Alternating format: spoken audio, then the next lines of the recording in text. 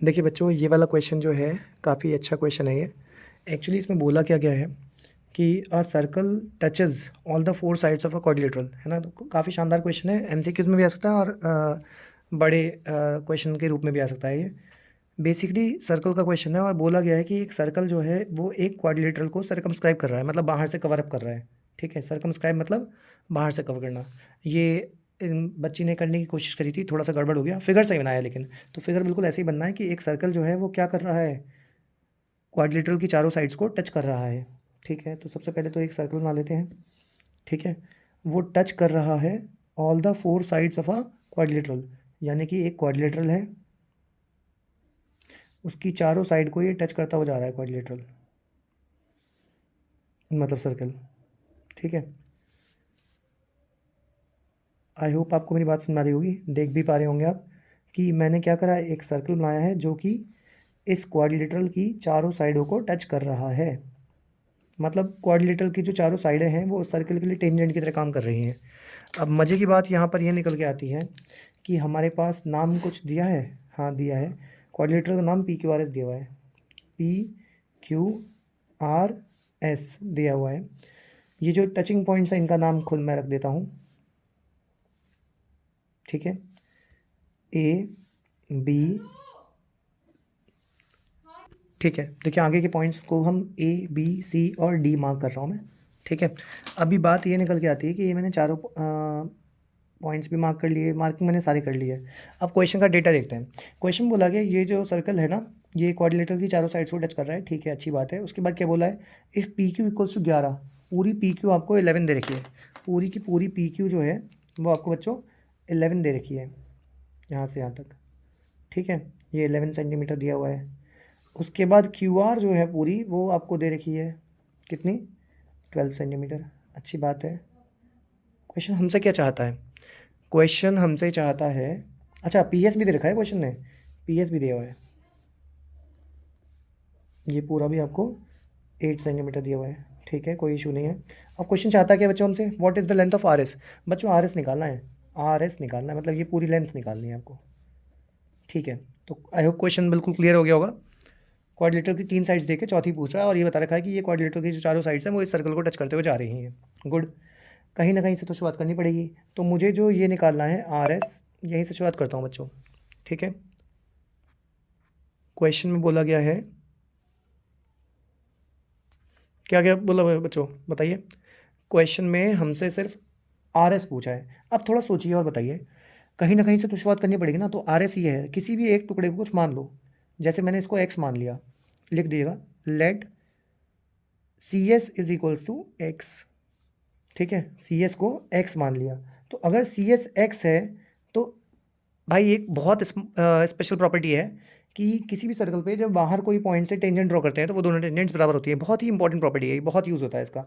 तो ये अगर एक्स है तो ये भी एक्स हो जाएगा, सी एस एक्स है तो एस डी भी कितना आएगा बच्चों, एस डी भी सी एस के बराबर आ जाएगा, यानी कि एक्स आ जाएगा। रीज़न क्या होगा, since tangents from an external point are equal, है ना।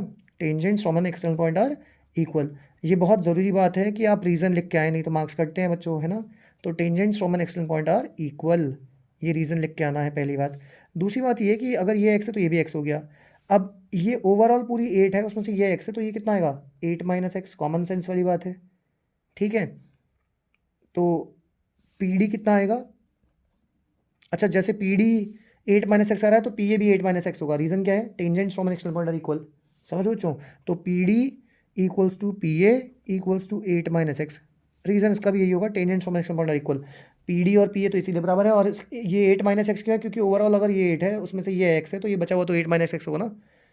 ठीक है, ऐसे तो भैया फिर इधर आप अगर आगे बढ़ते हैं तो ये कितना आएगा, ए क्यू। ज़रा हिसाब किताब लगाइए, क्यू ए और क्यू बी दोनों बराबर आएंगे, है ना। Same reason, tangents from external point are equal. Q A और क्यू बी कितना आएगा, दोनों बराबर आएगा, और आएगा कितना, पूरा ओवरऑल 11 है, माइनस ये कितना है, 8 माइनस एक्स। ब्रैकेट ज़रूर लगाएंगे, नहीं तो साइन की मिस्टेक हो जाएगी, है ना। बात समझ में आई, हमने इसको एक्स माना तो ये भी एक्स हो गया।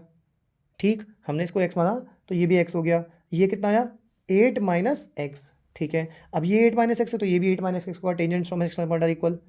अब ओवरऑल ये पूरी 11 है, उसमें से ये 8 माइनस एक्स है तो ये कितना आएगा भाई 11 माइनस 8 माइनस एक्स। तो ये कितना आ जाएगा बच्चों सॉल्व करेंगे तो 11 माइनस 8 और माइनस माइनस प्लस का x, तो 11 में से हट गया 3 प्लस एक्स। क्या ये वाली बात समझ में आ रही है? डायरेक्टली नहीं लिखते हैं बच्चे, तमीज़ से सॉल्व करना पड़ता है। इसको x माना, ये x आया, समझ में आता है। ये 8 माइनस एक्स क्यों है, क्योंकि ओवरऑल ये 8 है, उसमें से ये x है तो 8 माइनस एक्स आ जाएगा। अब अगर ये 8 माइनस एक्स है तो tangents from external point are equal, tangents from an external point are equal, है ना। सर्कल पे बाहर वाले पॉइंट से जो टेंजेंट्स ड्रॉ करते हैं वो दोनों बराबर आते हैं। तो ये 8 माइनस एक्स है तो ये भी 8 माइनस एक्स हो गया। ये कितना आएगा, पूरी 11 में से ये 8 माइनस एक्स है तो ये कितना आएगा, माइनस करके देख लेंगे, ब्रैकेट लगा के माइनस कर लिया। तो सॉल्व करा, ब्रैकेट खोला तो क्या हुआ, माइनस का 8 और माइनस माइनस प्लस का x। तो ये आ गया 11 माइनस 8 3 प्लस एक्स आ गया। ठीक है, अब अगर ये 3 प्लस एक्स आया है तो ये भी 3 प्लस एक्स आएगा। और मैंने यही चीज़ यहाँ लिखी हुई है, क्यू ए और क्यू बी बराबर आ गए। नाउ कोई बता सकता है कि बी आर कितना आएगा? बी आर कैसे निकालोगे, ये पूरी 12 है, उसमें से ये 3 प्लस एक्स है तो बी आर कितना आएगा 12 माइनस 3 + x। बस। तो वही अब कर देंगे, अगले पेज पे करते हैं ये काम। तो अच्छा, बी आर बराबर किसके होगा, आर बी जो है वो आर सी के बराबर होगी, है ना। तो अब क्या लिखूंगा बच्चों, नाउ यहाँ लिखता हूँ, बताइए बच्चों क्या होगा। नाउ बी आर, है ना, R B will be equal to R C. तो लिखते हैं now R B equals to R C. Reason वही है, tangents of external point are equal, तो वो तो आप लिखे लेंगे, है ना। बट ये आएगा कितना, ये पूरा ओवरऑल कितना है बच्चों 12 है। तो ये 12 माइनस ब्रैकेट में 3 प्लस एक्स, 12 माइनस 3 माइनस का एक्स, क्योंकि माइनस प्लस माइनस हो गया तो 12 माइनस 3 9 माइनस एक्स आ गया अल्टीमेटली। तो ये कितना आ गया 9 माइनस एक्स, और ये भी 9 माइनस एक्स आएगा, है ना। अब एक बात समझने वाली ये है कि ये 9 माइनस एक्स आया है, ये एक्स आया है, हमें तो पूरा आर एस निकालने बोला था ना, find the length of R S. तो पूरी आर एस कितनी आएगी बताइए बच्चों। So R S is equals to कितना आएगा एक्स प्लस, देखो आर एस कितना आएगा एक्स प्लस 9 माइनस एक्स। तो ये कट जाएगा, 9 आ गया, खेल ख़त्म है। आगे बच्चे समझ में, हाँ, और यूनिट लगा देंगे, यूनिट लगाना बहुत ज़रूरी है। ठीक है, तो इसी के साथ ये कहानी खत्म होती है। क्वेश्चन देखा आपने कितना आसान है। देखिए बच्चों, हमारा अगला क्वेश्चन आ रहा है, क्वेश्चन नंबर 2।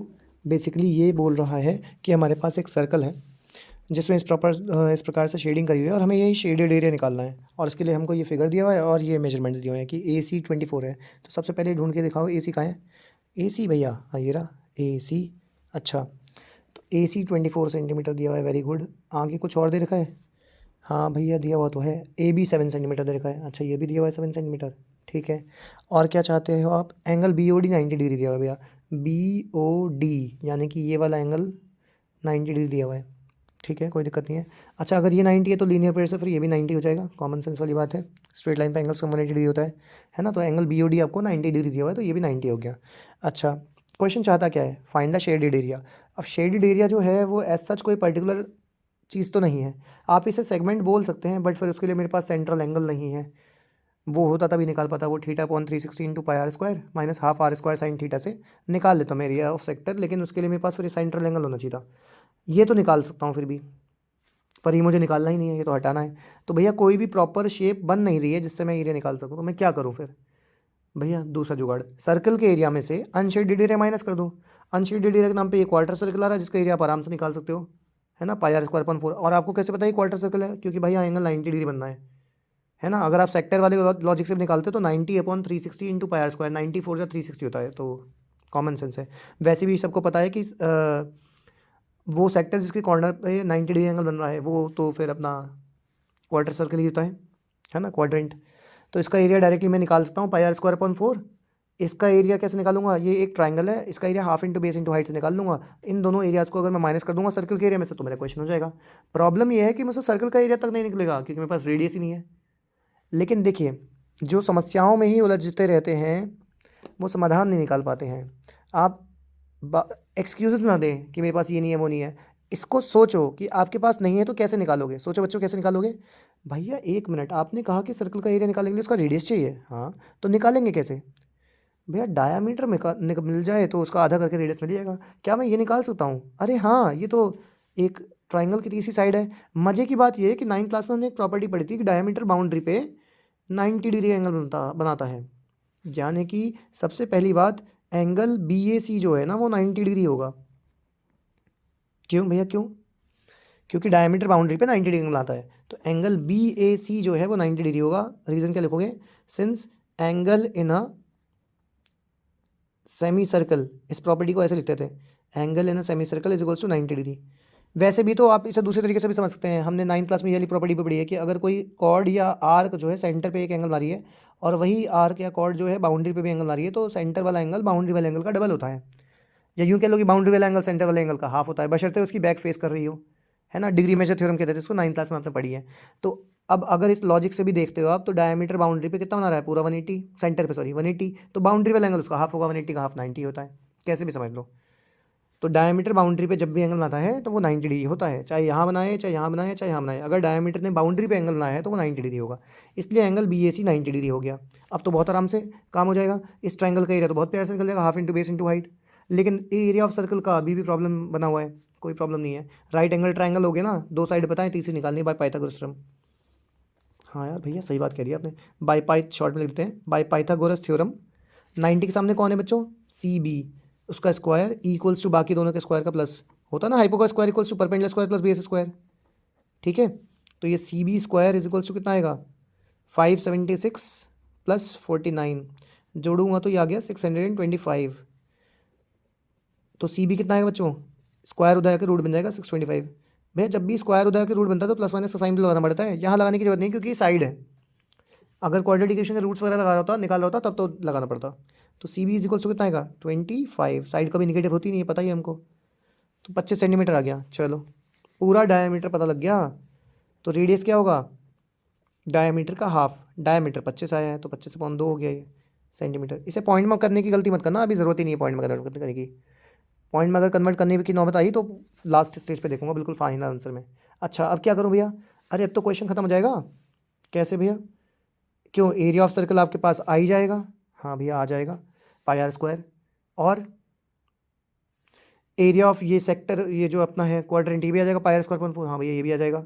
और एरिया ऑफ ट्राइंगल मैं अभी निकाल दे रहा हूँ, एरिया ऑफ ट्राइंगल ABC, बताओ कितना आएगा? ABC ट्राइंगल का area half into base into height. Base और हाइट क्या होंगी? वो साइड जिनके बीच में 90 डिग्री एंगल बन रहा है। तो अगर बेस को आपने 24 बोल दिया है तो हाइट 7 हो जाएगी। अगर आपने बेस को 7 बोला तो हाइट 24 आएगी, क्योंकि दोनों आपस में परपेंडिकुलर है ना। कट रहा है तो काट लो। तो ये आ गया 84 सेंटीमीटर स्क्वायर। ये क्या आया गाइज? ये हमारे पास ट्राइंगल का एरिया आ गया। अब ट्राइंगल का एरिया तो आ गया, लेकिन क्यों बच्चों, ट्राइंगल का एरिया तो आ गया, अब इसके बाद क्या करना है भैया? ट्राइंगल का ही तो एरिया आया है, अभी अभी अभी तो हमको वो भी निकालना है। क्या निकालना है भैया? अभी आपको निकालना है क्वार्टर सर्कल का एरिया, फिर सर्कल का एरिया। तो अब क्या करोगे आप बताओ जल्दी से, डायरेक्ट लिख दें? सुनिए, so shaded area, shaded area is equals to क्या आएगा? एरिया ऑफ सर्कल, पूरे सर्कल के एरिया में से, है ना, area of circle minus area of quadrant minus area of triangle ABC। मानते नहीं मानते? हमारा जो शेडेड एरिया है वो कैसे निकालोगे आप खुद बताओ फिगर में देख के। शेडेड एरिया कैसे निकालोगे बच्चों? इस पूरे सर्कल के एरिया में से मैं इस ट्राइंगल का एरिया माइनस कर दूंगा और क्वार्टर सर्कल का एरिया माइनस कर दूंगा, तो शेडेड एरिया निकल आएगा। मानते नहीं मानते बच्चे? एरिया ऑफ सर्कल होता है πr² minus area of quadrant होता है πr²/4, और minus area of triangle ABC वो मैंने निकाल दिया था, 84 आया है, डायरेक्ट वैल्यू पुट कर दी। कोई भी समझदार बच्चा देखेगा यहाँ पर 1 लगाया जाता है, तो 1 और 4 का एलसीएम आया तो 4 आ गया। 1 4 जा 4, तो यहाँ 4πr² आएगा माइनस πr² माइनस 84। इसको अलग रहने देते हैं क्योंकि इसमें रेडियस नहीं है ना। तो ये कितना आएगा? 4πr² में से अगर πr² गया तो 3πr² आएगा, अपॉन में 4 है, माइनस का 84 है। अब सॉल्व कर लो खाली, 3/4 ऐसे ही रहेगा, पाई के नाम पे 22/7 लगा दूंगा, इंटू पाई की वैल्यू तो कुछ नहीं दी थी क्वेश्चन में, नहीं दी थी, तो 22/7 लगाना पड़ेगा। और आगे क्या है बच्चों?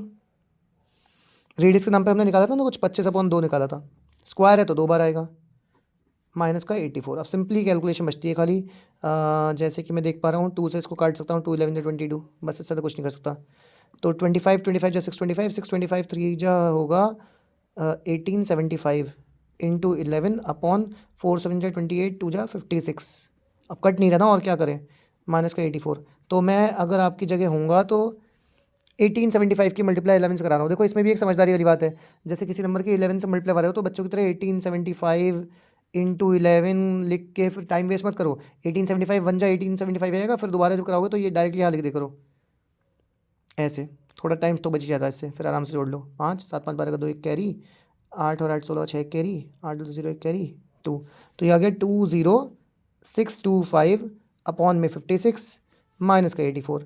अब दो तरीके के बच्चे मिलेंगे, एक वो जो है एलसीएम लेंगे, फालतू में बड़े बड़े नंबर लाएंगे फिर माइनस करेंगे। दूसरा समझदार बच्चा कौन होगा, जो इसको डायरेक्टली 56 से डिवाइड करा देगा। क्या कर देगा, 56 से डायरेक्टली इसको डिवाइड कर देगा, पॉइंट में आएगा, फिर देख लेंगे आराम से। ठीक है बच्चों, तो आराम से कर लेंगे, अब कैलकुलेशन ही तो है, हो जाएगी ना। 56 3 जा 3 6 18 का 8 1 कैरी, 3 5 15 1 16 करो माइनस, 16 में से 8 गया 8 और 9 में से 6 गया 3।